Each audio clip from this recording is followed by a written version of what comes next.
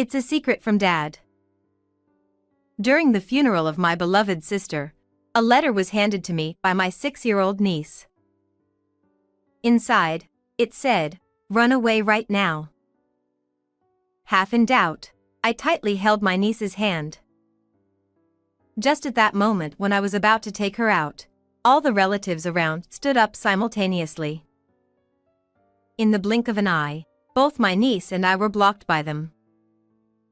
Then, my brother-in-law slowly approached. What will happen to my niece and me? Please, witness the unfolding turmoil to the end. I am Serena Smith, a 28-year-old single company employee. Both my parents have passed away, and my only sister is already married, so I live alone. I have a boyfriend who is 2 years older than me and we've been dating for 3 years, but I am hesitant about marriage. The reason being that my closest married relative, my sister, did not seem happy at all. My sister Janet, 3 years older, who has been married for about 8 years, and her husband Ashton. My elegant and beautiful sister succumbed to my brother-in-law's fervent pursuit and married him. When I was first introduced to Ashton, my sister seemed very happy, and above all, my brother-in-law seemed completely enamored with her. The way they seemed to care for each other made it apparent, and I couldn't help but smile. And so, my sister and brother-in-law got married safely. Ashton's family comes from a lineage of doctors, and he himself is also an elite physician. Financially, there were no worries, and my sister, at the request of my brother-in-law, became a full-time housewife. However, the seemingly smooth sailing of her married life began to change from the time their daughter Lisa was born, who is now 6 years old. Immediately after my niece was born, my brother-in-law and his family, who were hoping for a successor, apparently openly expressed their disappointment, saying, "Oh, a girl." Furthermore, there were no words of encouragement for my sister. Once again, my mother-in-law said, "Is there no second child yet?" "I'm counting on a boy this time." After that, the pressure from her in-laws and the surroundings to have a successor became intense, and my sister began to lose her energy due to that stress. I was worried about her, so I kept in touch frequently, and when I heard that she wasn't feeling well, I would go to places with her to relax. But even such efforts were in vain, and even after 3 years since Lisa was born, my sister was not blessed with another child. One day, my sister murmured quietly, "Ashton isn't cooperating, so there's no way I can get pregnant." Surprised, I asked her what was wrong, and it turned out that since Lisa turned 2 years old, there had been no opportunity at all to have a child. Moreover, my brother-in-law apparently was increasingly absent from home, and there were frequent instances of him coming back with the smell of perfume in the morning. And yet, he says it's my fault we can't have children. Apparently, Ashton, using himself as an excuse, complained to his parents. "It's Janet's fault. I'm trying hard." It was said that he was saying such things. Huh? What's that supposed to mean? Feeling furious, I went to confront my brother-in-law, but my sister said, "Stop that.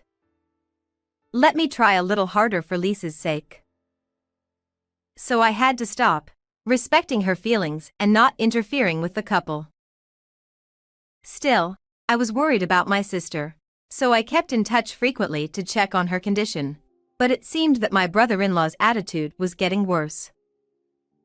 He seemed to be completely indifferent to his only daughter Lisa, and my niece had closed her heart to her father and always put on a tense expression in front of Ashton. Poor thing. She seemed so happy back then. The real niece is a cheerful child, and when she, my sister, Lisa, my boyfriend Bob, and I went to an amusement park together before, she showed an innocent smile. Even Bob said, "Lisa, She smiles so cutely. She was that lovely. Moreover, it seems that my brother-in-law is apparently cheating, and he often stays out overnight as if it were a matter of course, and there are times when he doesn't even contact them. Sis, that's definitely not right. Maybe you should consider divorce? I'm working too, so I'll support you. Unable to bear it, I made such a proposal, but my sister said, yeah, maybe. But still hesitating. It's not that simple, is it? But considering divorce, it might be better to gather some evidence, right?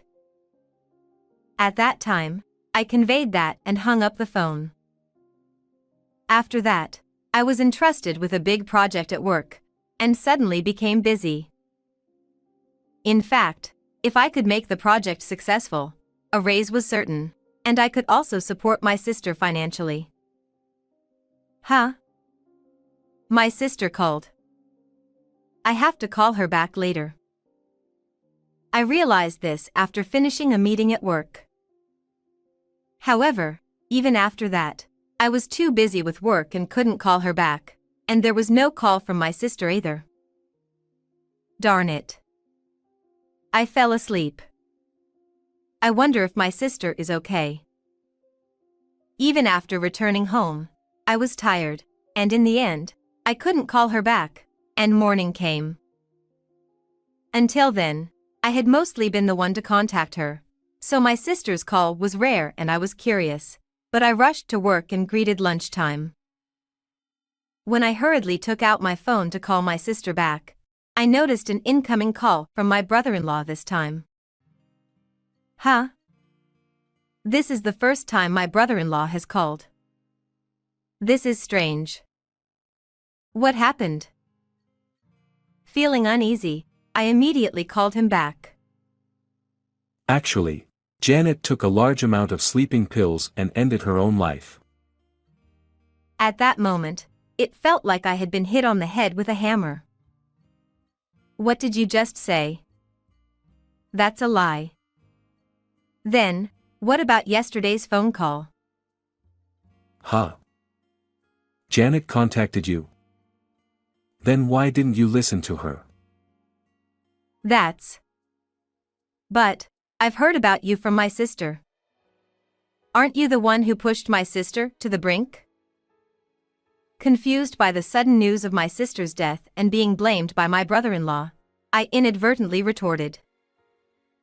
Hey, stop with the baseless accusations. Janet was just spouting nonsense. Then, he laughed scornfully and hung up the phone. After that, I left work early and rushed to my sister's house, but my brother-in-law was still absent, perhaps at the hospital. Feeling at a loss for what to do, I received a notice of my sister's funeral sent via message, as a kind of notification from him. It seemed that there was no wake, and the family decided to hold a family funeral the next day, so I decided to attend the funeral alone to bid farewell to my beloved sister's journey to heaven. After returning to my apartment feeling gloomy, I contacted someone and told them about the series of events. That evening, I couldn't sleep due to the guilt of not answering my sister's call and not calling her back. As the night passed, I headed to the funeral hall. Since it was a family funeral, there were only my brother-in-law's parents, a few relatives, and the staff of the funeral hall present. It feels lonely somehow. I wish we could have sent her off with more flowers. I felt a pang in my heart at the sight of the modest altar, which was not suitable for my affluent brother-in-law's family, and it seemed clear how my sister was being treated. I wonder where Lisa is. She must be in shock. When I looked for my niece, she was standing alone with tearful eyes, so I tried to run to her, but... So you came. You said some terrible things yesterday. Your seat is over here. I was coldly treated by my brother-in-law and prevented from getting close to Lisa. And then, when the funeral was over and we were about to move to the crematorium. It's a secret from Dad. While my brother-in-law was talking to the staff at the funeral hall, my niece came to me and handed me a letter from my sister. I opened it quietly, and to my surprise, the words "Take my daughter and run away right now" jumped out at me. Just as I suspected. There must be something behind my sister's passing. I was surprised, but having received my sister's message, I made up my mind to escape with my niece and was waiting for the right moment. Just as I was about to leave, taking advantage of the moment when everyone was occupied, my niece and I were surrounded by relatives. What's going on? Are they all in on this? I tried to break free somehow, but it was impossible. You're not going anywhere. My brother-in-law even came over and whispered in my ear in a low voice. In my frozen state of fear and panic, a staff member of the funeral hall came to me. Is everything okay? Thank goodness for this person. Please help me. I thought so, but it was only for a moment. Ah. It seems Janet's condition deteriorated due to the shock of losing her sister. I'll let her rest for a bit. With a nonchalant attitude, my brother-in-law forcibly grabbed my arm and dragged me to the waiting room. Wait.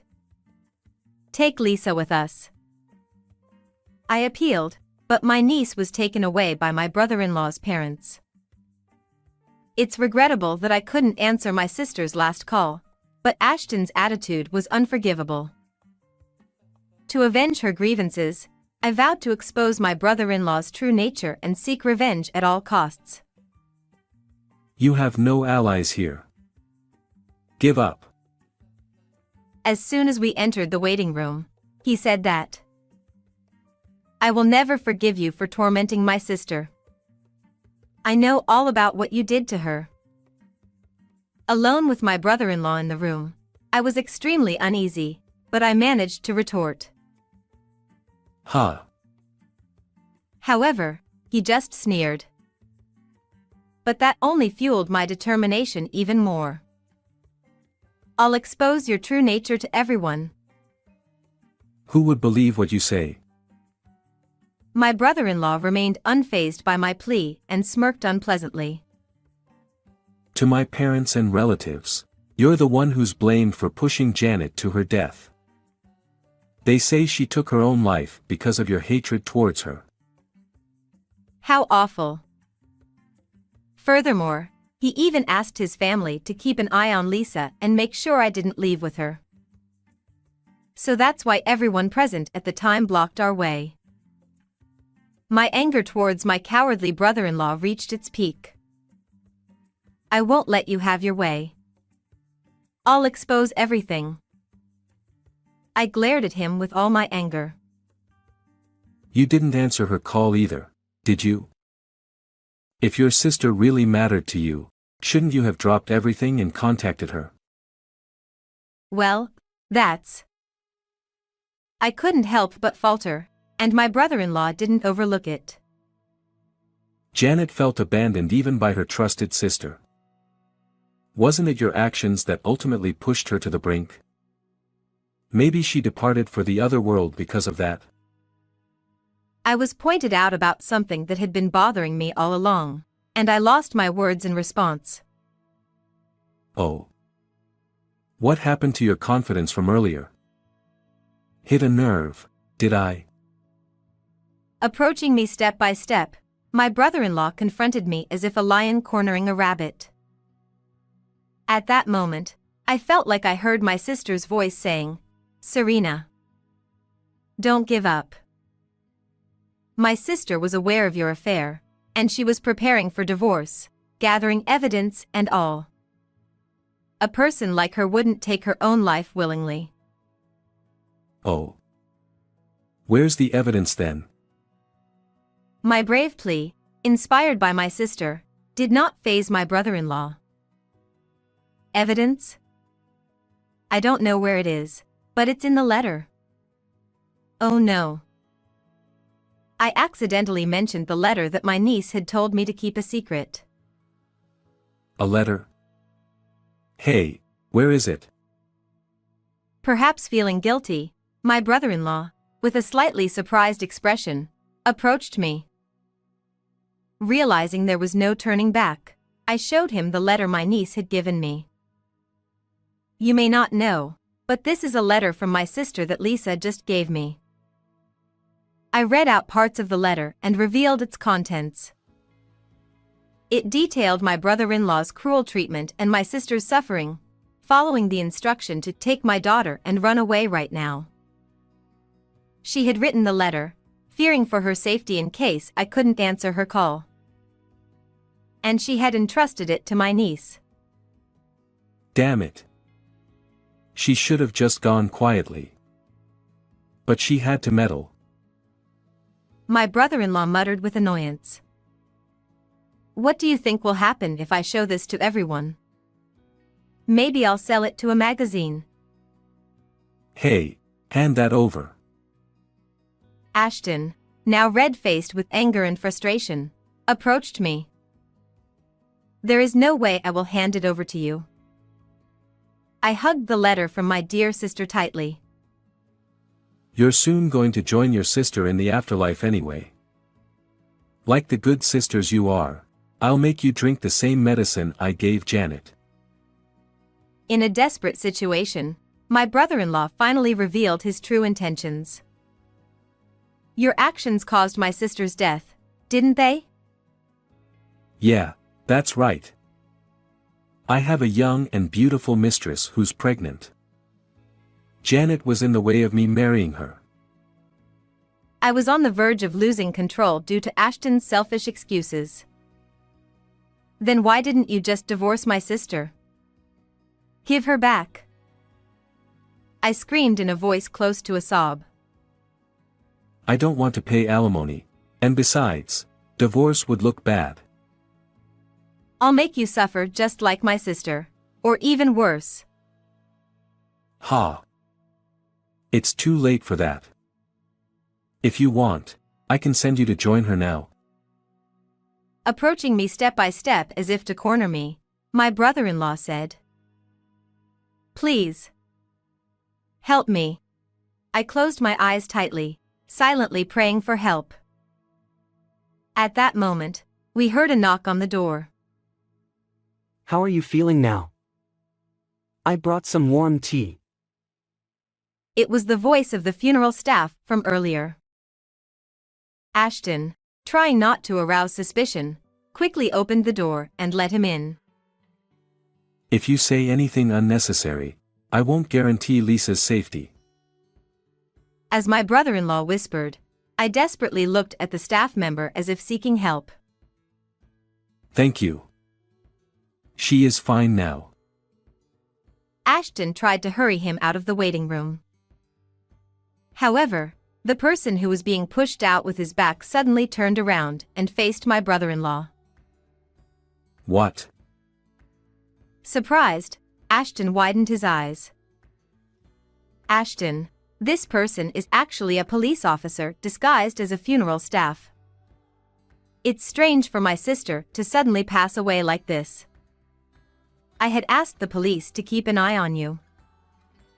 Then, my brother-in-law turned pale rapidly. I don't know anything. As a doctor, I guarantee it. Janet took her own life. Even at this point, he was trying to play dumb.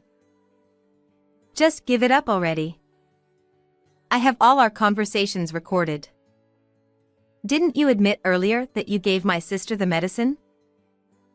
My brother-in-law, who had been confident until now, suddenly started pleading with me. I messed up. I'll pay you hush money, just keep Janet's situation confidential. Cut it out. No amount of money will bring my sister back. At least admit your mistakes and face the consequences. I firmly rejected Ashton's plea. Then, next to me. I've heard the situation from Serena. We'll talk at the station. The police officer, who turned out to be Bob, my partner, informed my brother-in-law and nodded at me. In fact, I had contacted him immediately after hearing the news of my sister's passing from my brother-in-law, asking for support. Deciding to attend the funeral where Ashton, whom I didn't even want to see, was present to bid my sister farewell. But inwardly, I was filled with grief for my beloved sister's loss, as well as fear and anger towards my brother-in-law. However, because I believed that Bob would help me no matter what, I was able to confront my brother-in-law. After that, whether he resigned himself or not, Ashton, who weakly gave up, left the funeral home with Bob, the police officer. Including my brother-in-law's parents who were present, all the relatives were stunned, only worried about avoiding scandal. There wasn't a single person concerned about Ashton. When I found Lisa looking anxious and ran over to her, she hugged me as if relieved.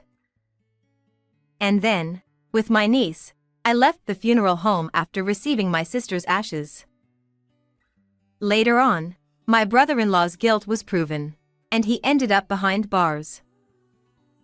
My niece was taken into my care, and I claimed $100,000 in child support for Lisa and $200,000 in compensation for my sister's life. The reputation of Ashton's family's hospital, being a family of doctors, suffered greatly from the rumors of their wrongdoing, and their business declined rapidly. My brother-in-law was abandoned by both his family and his mistress, and it seems no one came to visit him.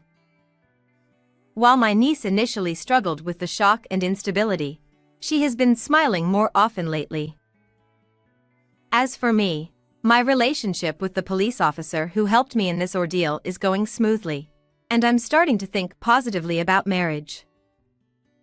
He also cares for my niece, so I hope that in the near future, the three of us can live together happily. How did you find this story? Don't forget to subscribe to the channel. See you in the next video.